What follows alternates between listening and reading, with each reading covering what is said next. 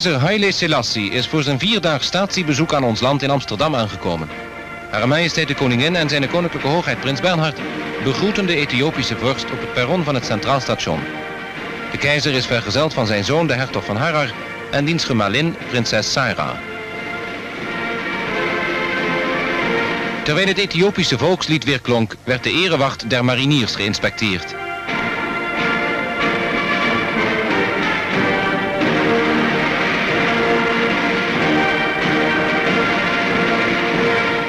Na de inspectie werden onder andere de burgemeester van Amsterdam en de garnizoenscommandant aan de hoge bezoeker voorgesteld. Kort daarop begon de intocht in de hoofdstad in open rijtuigen. De belangstelling was als gevolg van het slechte weer niet zo groot als bij vorige vorstelijke bezoeken. Maar toch stonden overal op de route naar de Dam de mensen langs de kant van de weg. En op de Dam zelf, recht tegenover het paleis, hadden enige duizenden de regenvlagen getrotseerd om de aankomst van de keizer en zijn koninklijke gastvrouw te kunnen zien. Voor het paleis stond een erewacht van de grenadiers in gala-uniformen die door de keizer, begeleid door onze koningin, werd geïnspecteerd. Direct nadat het hoge gezelschap het paleis was binnengegaan, begon het publiek luide te juichen. De keizer verscheen met zijn familieleden en met de koningin en de prins op het balkon.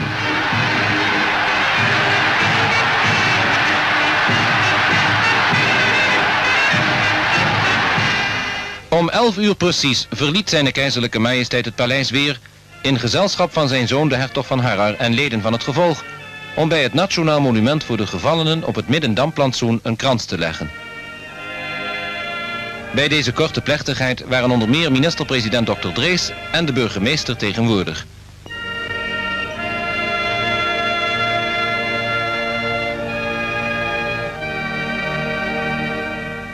In de middaguren van deze eerste dag werd onder andere een bezoek gebracht aan het Koninklijk Instituut voor de Tropen. Na de officiële begroeting bezichtigden de vorstelijke gasten allereerst een kleine expositie over Suriname.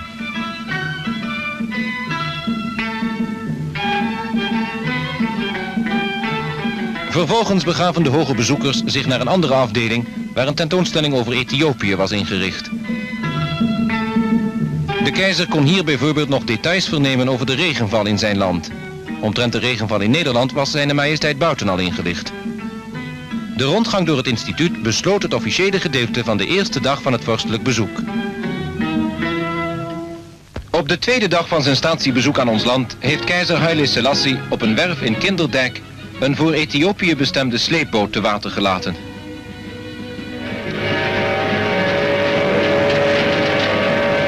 Zonder haperingen gleed het schip in zijn element.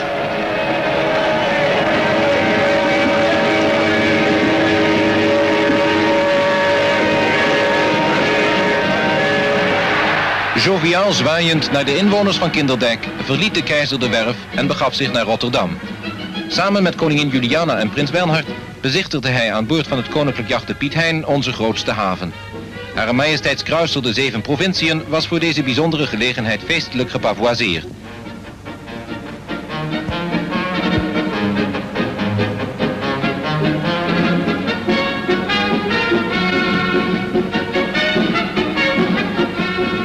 Intussen had de stad Rotterdam zich opgemaakt om de keizer te begroeten. De vele vlaggen en de grote drukte gaven een levendig aanzien aan het centrum van de stad toen zijn keizerlijke majesteit bij het beursgebouw arriveerde, waar hij met de koningin en de prins begroet werd door de directie van het Afrika-instituut.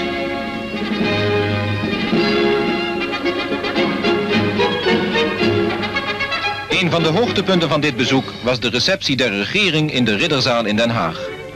In de prachtig versierde zaal waren meer dan 700 genodigden bijeen toen de hoge gasten er begeleid door minister-president Dr. Drees binnentraden.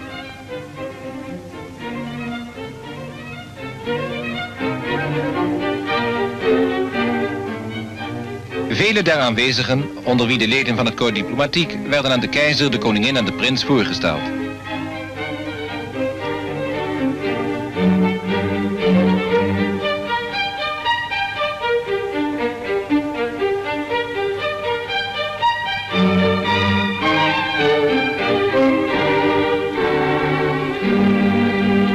Ook het zuiden van Nederland werd met een bezoek vereerd, waarbij vooral het accent viel op de industrie. De keizer nam in Eindhoven onder andere de montage van radiotoestellen in ogenschouw.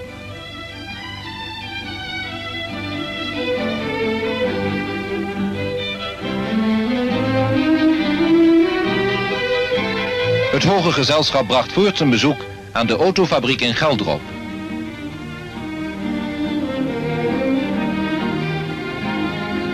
Met een wapendrager, een autotype dat in deze fabriek speciaal voor het leger wordt vervaardigd, reed men door de verschillende montagehallen, waarin het werk tijdens deze rit normaal voortgang vond.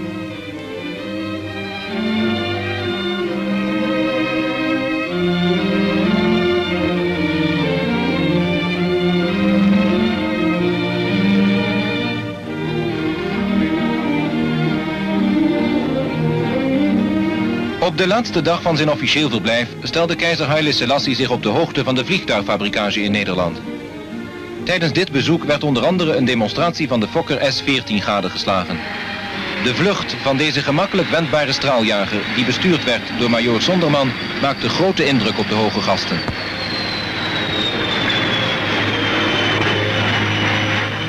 Het keizerlijk bezoek eindigde waar het was begonnen, in Amsterdam op het Centraal Station.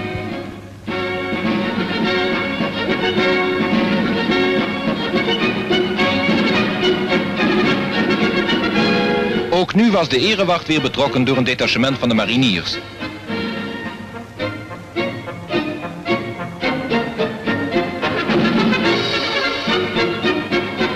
De keizer vertrok uit de hoofdstad met de koninklijke trein die hem naar Baren zou brengen, vanwaar zijn keiserlijke majesteit naar Paleis Soestdijk zou verder reizen om daar met ons koninklijk paard de lunch te gebruiken.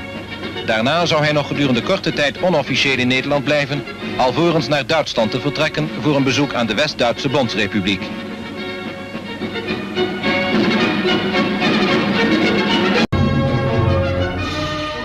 Shortly after noon on the 8th of November 1954, a special train passed through the frontier station of Kaldenkirchen with His Imperial Majesty the Emperor of Ethiopia, a most exalted visitor to Western Germany.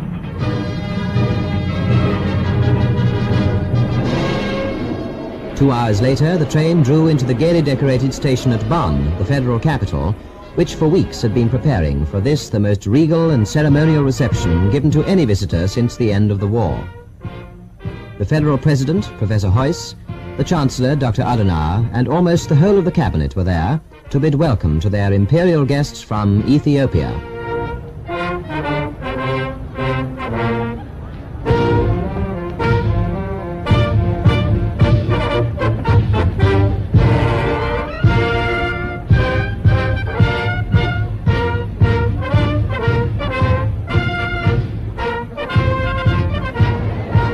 The people of Bonn treated this grey November day as a holiday. All the schools were closed in honor of the visit, and the children thronged the streets, each waving the Ethiopian flag. The emperor, accompanied by the federal president, then drove in a car, also carrying the green, yellow and red standard, to the Petersberg, where His Imperial Majesty and his suite were to stay. The famous hotel with its majestic view across the Rhine. That same evening, a state banquet was given in honor of the royal guests at the Villa Hammerschmidt, the residence of the President of the Federal Republic of Germany. Prominent personalities from diplomatic circles and the cream of society were there to pay tribute to His Imperial Majesty.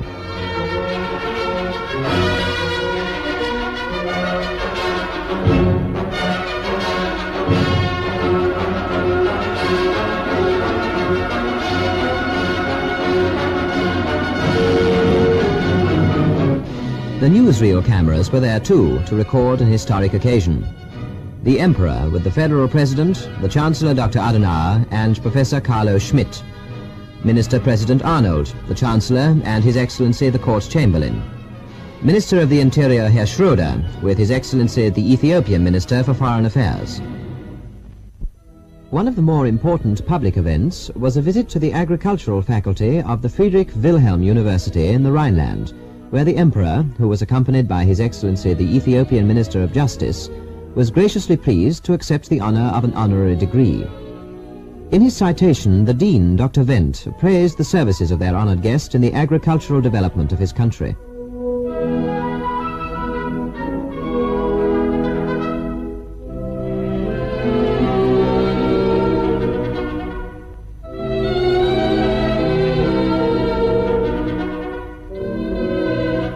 And in his reply, the Emperor paid tribute to the great assistance rendered his country by German botanists and explorers.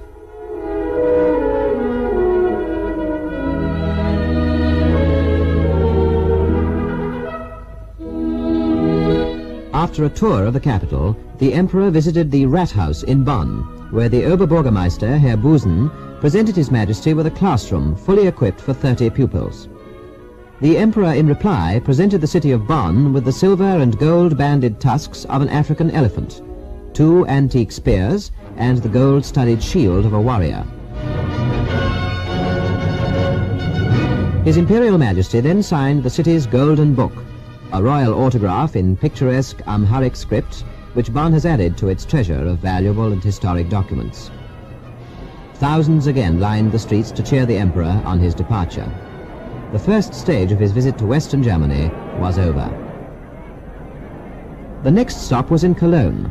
This city, called the Queen of the Rhineland, had a special attraction for the Emperor, who paid an early visit to the famous cathedral, one of the largest in Europe and a splendid example of ornamental Gothic architecture.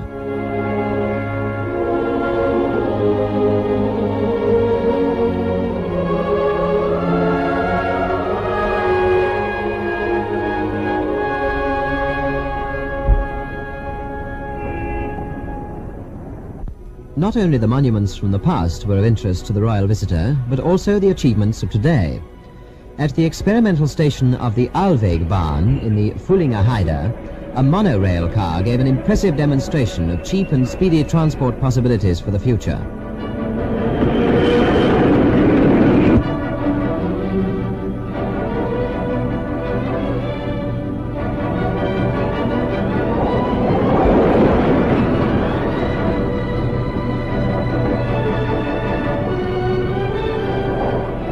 Everywhere he went within this center of European industry, the Emperor devoted his particular attention to technical progress.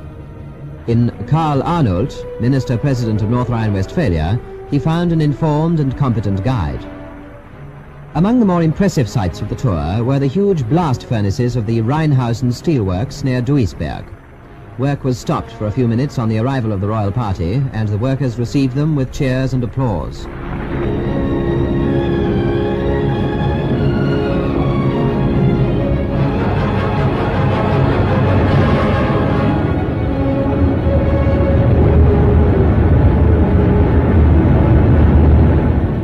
Then the Emperor witnessed the exciting scene as a giant blast furnace was tapped, and watched the making of steel ingots from the white-hot mass of metal to their final shaping in the great rolling and stamping mill. The application of modern techniques to the industry of his country is due very largely to the personal initiative of the Emperor himself. Here in Essen, some 43 apprentices from Ethiopia, who have been trained in various branches of the German engineering industries, had the honor of being presented to their Emperor. There were flowers and more flowers for the royal visit to Altenhof, a settlement for retired workers from the Ruhr industries. The Emperor was especially interested in all the social and welfare problems of our industrial civilization. To the inhabitants of Altenhof, the visit was an unforgettable experience. In hundreds they surrounded the royal car, as with its escort of 16 white uniformed police, it left on the next stage of the tour.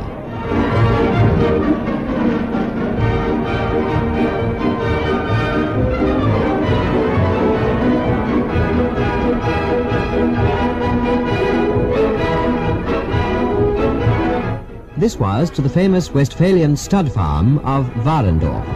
An extra guide to the royal party was the Federal Minister for Food, Agriculture and Forestry, Dr. Lübke. For the Emperor, who has done so much to improve the bloodstock and standards of animal husbandry in his own country, this visit to a model farm was of obvious interest.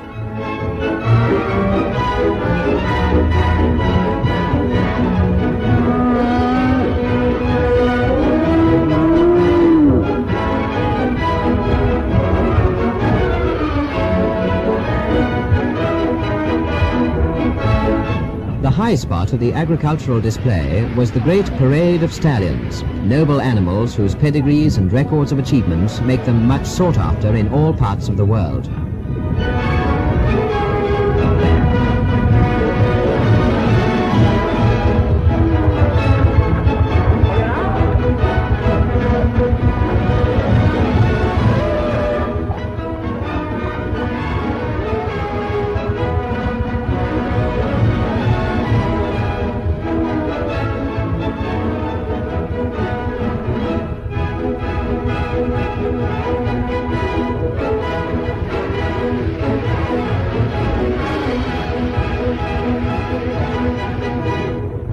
magnificent teams of Kaltblüter provided a fine picture of harnessed power, breeding and beauty.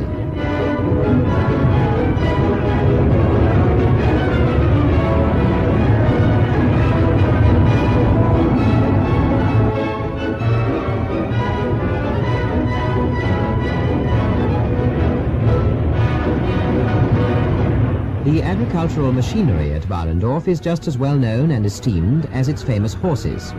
The Land School of Agricultural Machinery put on a fine display of modern farming appliances.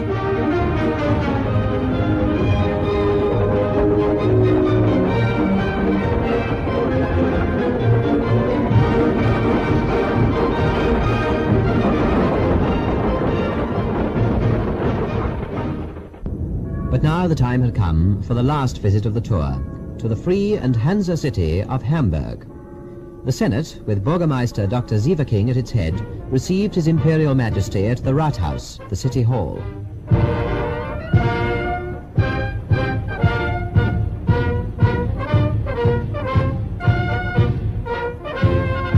The most exciting pleasure that Hamburg can offer its guests is a trip round the harbour, one of the largest in the world. The weather on this, the last day but one of the Emperor's visit to Germany, was wonderful. The sun was shining and only the lightest of breezes rippled the water. Ideal conditions for a trip on the river. Baron von Herwarth, who was responsible for the whole of the imperial tour, could hardly have arranged it better. Here, as always, when he appeared in public, the Emperor was met with a warm and friendly ovation. The Senate's barge took the royal guests out among the galaxy of ships from so many different nations. On this particular Saturday afternoon, there were dozens of ships of all sizes and from all parts of the globe, testifying to Hamburg's claim as Germany's gateway to the world.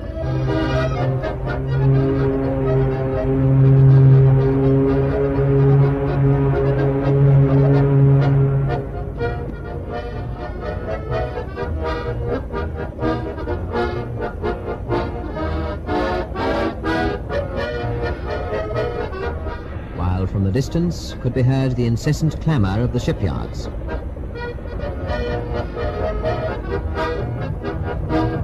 This tanker, the largest ever to be built, caught the especial attention of His Imperial Highness the Duke of Hara.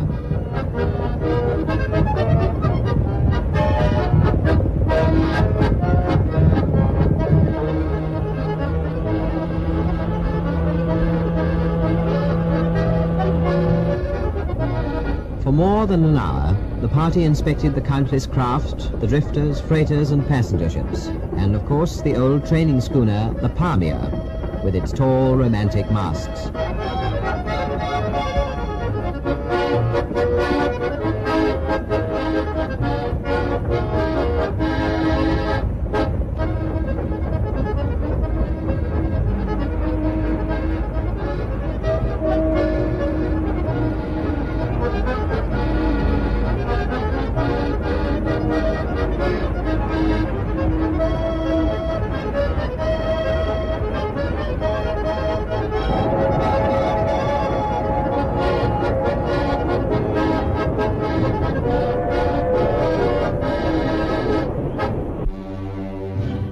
A civic reception marked the end of the royal tour, a tour which had forged a link between two nations.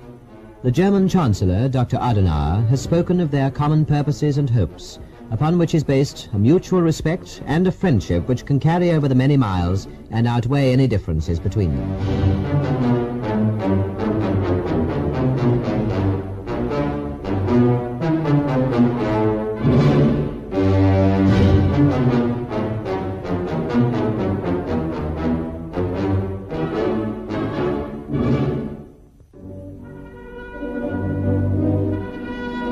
The following day saw the royal departure.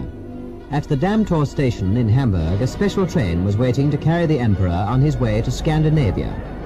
Before he left, however, His Imperial Majesty showed again that lovable human nature of his, when he presented a golden souvenir coin to an enraptured little boy.